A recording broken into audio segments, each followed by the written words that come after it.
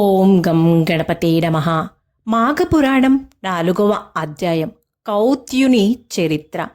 పులిమొగముతో ఉన్నటువంటి గంధర్వుని విచిత్ర చరిత్రను విన్నవించినటువంటి వశిష్ఠ మహాముని దిలీప మహారాజుతో మాఘమాస విశిష్టతను గురించి ఇంకా ఇలా వివరించసాగాడు.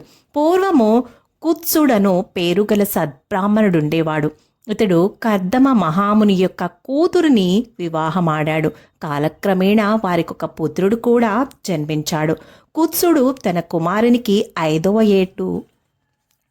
ఏడు రాగానే ఉపనయనం చేశాడు. ఆ బాలుడు దినదిన ప్రవర్ధమానుడై పెరగసాగాడు.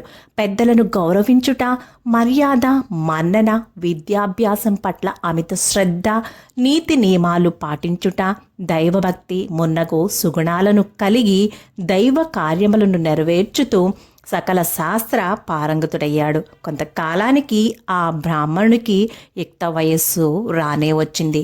అతనికి దేశాటనకు పోవలనడి కోరిక ఏర్పడింది. యువకుడైన బ్రాహ్మణ బాలుడు వెంటనే దేశాటనకు తీర్థయాత్రలకు బయలుదేరాడు. అతడనేక పుణ్యక్షేత్రములను దర్శించుచు సిద్ధులను, యోగి పొంగువలను సేవించుతూ మాఘమాస సమయంనకు కావేరీ నదీ తీరానికి చేరుకున్నాడు. ఆహా, నా పుణ్యభాగ్యమేమని చెప్పుదును.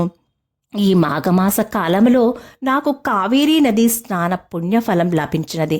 నేను ఎంతయో అదృష్టవంతుడిని.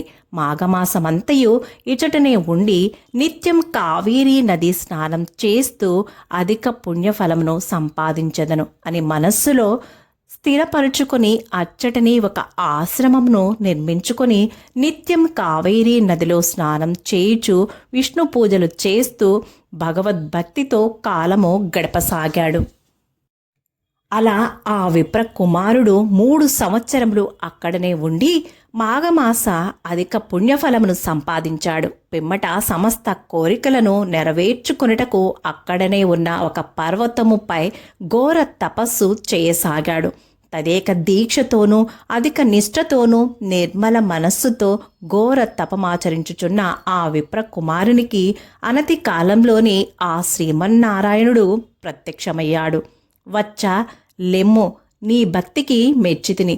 నీకేం వరం కావాలో కోరుకోమన్నాడా శ్రీమన్నారాయణుడు.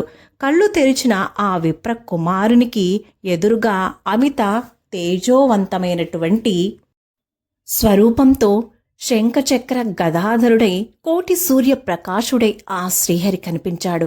అమితానంద భరితుడైనటువంటి ఆ బ్రాహ్మణ బాలుడు శ్రీహరికి సాష్టాంగ దండ ప్రణామములు నర్చి చేతులు జోడించి పలు విధములుగా శ్రీహరిని కీర్తించాడు, కొనియాడాడు. తనను అత్యంత భక్తి శ్రద్ధలతో కొలిచిన ఆ బ్రాహ్మణ యువకునికి భక్తికి సంతసించి శ్రీహరి అతనితో ఇట్లా పలికాడు. ఓ బ్రాహ్మణ బాలక, నీవు నీ అఖండ భక్తి శ్రద్ధలతో నన్ను వేనోళ్లా కొనియాడి సంతుష్టుడిని చేసితివి. అది ఎట్లా అంటావా? మాఘమాసమందు అనేక సార్లు అనేక పర్యాయములు విడవకుండా నిత్యము నదీ స్నానము చేయుటచే తపస్సాలు కూడా లభ్యం కాని అమిత మాఘమాస పుణ్యఫలమును సంపాదించితివి. మాఘమాస నదీ స్నాన ప్రభావముచే నాకు నీపై ఎనలేని ప్రేమానరాగాలు కలిగాయి. కావున ఓ ప్రభాలక, నీకేమి కావలనో కోరుకొనుము, నీ అభిష్టము నెరవేరుగాక అంటూ శ్రీమన్నారాయణుడు ఆ బాలుణ్ణి దీవించాడు.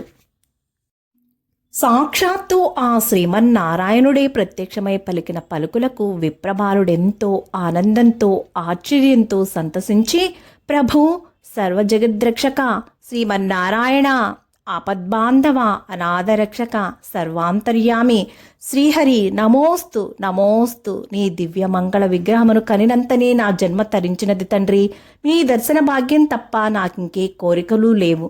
ఏ భగవంతుని కన్నులారా దర్శించి తరించుదామని అనుకుంటారో నాకది మాఘమాస నదీ స్నాన మహిమ వల్ల లభించినది. వేల కొలది సంవత్సరములు నీ దర్శన భాగ్యంకై ఘోర తపస్సు చేసినను లభించినది కేవలం నాకు మాఘమాసమందలి నదీ స్నానం చేయడం వల్ల లభించినది. నీ దర్శన భాగ్యమిచ్చి నన్ను ధన్యుణ్ణి చేసితివి ప్రభు. నిన్ను వీక్షించుడు తప్ప నాకింకేమీ కోరికలు లేవు తండ్రి. కానీ మీ యొక్క ఈ దివ్యమంగళ స్వరూపము ఇక్కడ సర్వకాలముల యందు భక్తజనులకు లభ్యమయ్యేటట్లు చేయమని కోరుతున్నాను తండ్రి అన్నాడు ఆ బాలుడు ఆనందంతో. ఆ బ్రాహ్మణ యువకుడి యొక్క సంబరాన్ని చూసి సంతోషించినటువంటి శ్రీహరి అట్లే అని అంగీకరించి నాటి నుండి ఆ స్థలమందు భక్తకోటికి దర్శన భాగ్యం కల్పిస్తూ అక్కడే ఉండిపోయాడు. భక్తుడకు ఆ విప్రకుమారుడు సంతోషించి మరొక్క మారు మనఃపూర్వకంగా శ్రీహరికి నమస్కరించి తన తల్లిదండ్రులను చూచుటకై తన గ్రామానికి బయలుదేరాడు. చాలా రోజుల తర్వాత ఇంటికి వస్తున్నటువంటి ఆ బాలుణ్ణి చూసి ఆ వృద్ధ బ్రాహ్మణ దంపతులు మిక్కిలి సంతోషించారు. మాఘపురాణం 4వ అధ్యాయం సమాప్తం. శుభం. Thank you for watching. Please like, share, comment on my video. Please subscribe my channel.